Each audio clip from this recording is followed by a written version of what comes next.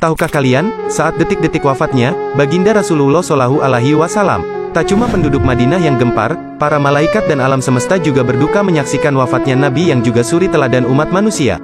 Rasulullah Shallallahu Alaihi Wasallam menghadap ilahi Rabi pada hari Senin pagi tanggal 12 Rabiul Awal tahun 11 Hijriah bertepatan 633 Masehi.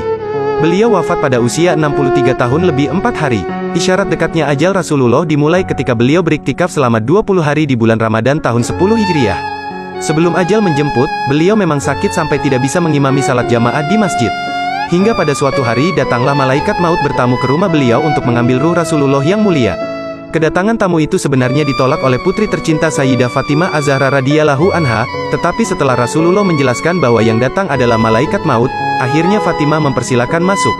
Malaikat maut datang menghampiri, Rasulullah menanyakan kenapa malaikat Jibril tidak ikut menyertainya. Kemudian dipanggillah Jibril yang sebelumnya sudah bersiap di atas langit dunia menyambut ruh kekasih Allah dan penghulu dunia ini. Ketika Jibril datang ke hadapan Rasulullah, beliau berkata, "Ya Jibril, jelaskan apa hakku nanti di hadapan Allah?" tanya Rasulullah dengan suara yang lemah. "Pintu-pintu langit telah terbuka, para malaikat telah menanti ruhmu. Semua surga terbuka lebar menanti kedatanganmu," kata Jibril. Tapi itu ternyata jawaban itu tidak membuatkan Rasulullah lega, mata beliau masih penuh kecemasan. "Apakah engkau tidak senang mendengar kabar ini?" tanya Jibril lagi. "Kabarkan kepadaku bagaimana nasib umatku kelak," ucap Rasulullah. "Jangan khawatir, wahai Rasul Allah, aku pernah mendengar Allah berfirman kepadaku, kuharamkan surga bagi siapa saja, kecuali umat Muhammad telah berada di dalamnya," kata Jibril. Detik-detik semakin dekat, saatnya malaikat maut menjalankan tugasnya. Perlahan ruh Rasulullah ditarik, nampak seluruh tubuh Rasulullah bersimbah peluh, urat-urat lehernya menegang. "Jibril, betapa sakit sakaratul maut ini," ucap beliau.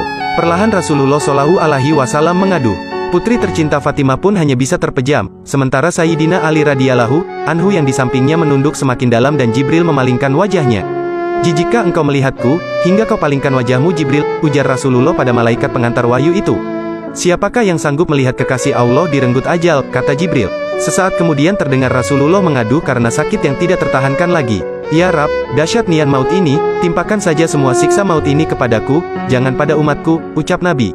Badan Rasulullah mulai dingin, kaki dan dadanya sudah tidak bergerak lagi.